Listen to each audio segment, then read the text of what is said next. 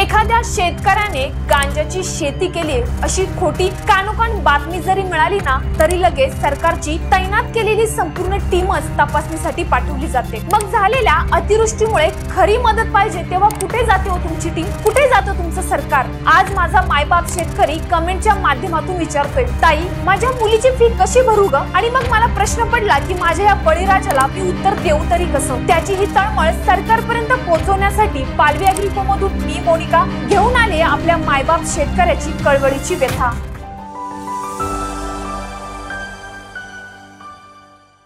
आज कपड्याला भाव आहे पण कापसाला नाही। आज सोयाबीनचे तेलाचे भाव गगनाला भिडले आहेत पण सोयाबीनला मात्र भाव नाही।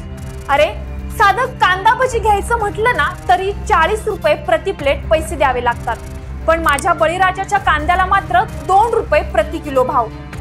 संपूर्ण जगाला अन्न पुरवणाऱ्या माझ्या शेतकऱ्यालाच आज 2 वेळची भाकरी मिळेनाशी झालीये। झालेल्या अतिवृष्टीमुळे आज शेतकरी कमरेपर्यंत शेतात भरलेल्या पाण्यात उभा राहून बुडालेल्या स्वप्नांकडे पाहून हळहळतोय हो। मुलांचं शिक्षण कसं करू, बायकोचं गहाण ठेवलेलं सोनं कसं सोडू, लग्नाला आलेल्या मुलीचा खर्च कसा काढू, आज शेतात बुडालेल्या याच शेतासाठी घेतलेलं कर्ज फेडू तरी कसं? अशा वेगवेगळ्या प्रश्नांनी आज माझा बळीराजा सडलेल्या आणि वाहून गेलेल्या शेताकडे पाहून रडतोय हो। पाण्याखाली गेलेल्या शेतीसोबत शेतकऱ्याची स्वप्ने देखील वाहून गेली। सगळी शेती तर गेलीच हो, सोबत गोठ्यातल्या माझ्या लेकरांसारख्या जपलेल्या गाई म्हशी देखील या पाण्यात बुडून गेल्या। असा आक्रोश करत माझा शेतकरी आज ढसाढसा रडतोय।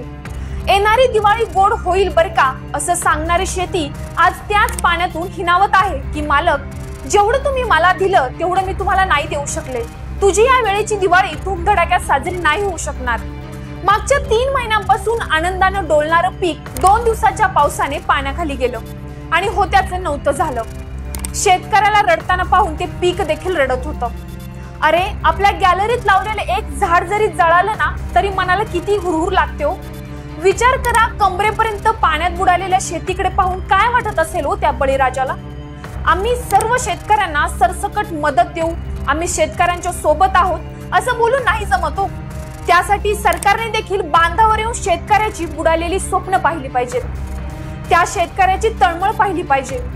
एक एक शेतात पिकवलेला कांदा आज जर डोळ्यासमोरून चाळीतून वाहून जाताना पाहून भरून आलेले डोळे सर्व काही सांगून जातात। अरे पंजाबमध्ये केंद्रीय बीजेपी सरकार नसून देखील तिथे झालेल्या नुकसानीसाठी तातडीने शेतकऱ्यांना तिथल्या आम आदमी पार्टीने प्रति हेक्टरी मदत दिली, परंतु महाराष्ट्रात मात्र अजूनही शेतकऱ्यांना तळमळ सहन करावी लागते।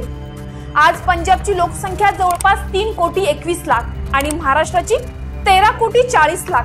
दोन्ही राज्याच्या लोकसंख्येनुसार आणि झालेल्या नुकसानीच्या आकडेवारीनुसार पंजाबचं नुकसान भरपाईचं बजेट 2,36,000 कोटी आणि महाराष्ट्राचं 7 लाख कोटी। पंजाबमध्ये झालेलं नुकसान 5 लाख एकर क्षेत्र आणि महाराष्ट्राचं 70 लाख एकर क्षेत्र। पंजाबला प्रति हेक्टरी 50,000 रुपये, घरांच्या नुकसानीसाठी प्रति 40,000 रुपये, दगावलेल्या प्रति जनावरामागे 37,500 रुपये, मृत झालेल्या कुटुंबियांना प्रत्येकी 4 लाख रुपये आणि पुन्हा येणाऱ्या हंगामामध्ये नव्याने गव्हाच्या पेरणीसाठी 2 लाख क्विंटल बियाणाची मोफत तरतूद। मग माझ्या महाराष्ट्राला मदत का मिळत नाहीये?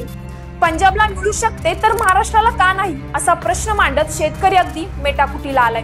ज्या सामान्य व्यक्तीने आणि शेतकऱ्यांनी या सरकारला वर आणलं तेच सरकार आज शेतकऱ्याच्या मदतीला धावत नसेल तर हे सरकार तरी काय कामाचं असा प्रश्न शेतकऱ्यांमध्ये उभा राहतोय। मंडळी, आपल्या याच बळीराजाची हीच हाक सरकारपर्यंत पोहोचवण्यासाठी हा व्हिडिओ जास्तीत जास्त शेअर करा। धन्यवाद।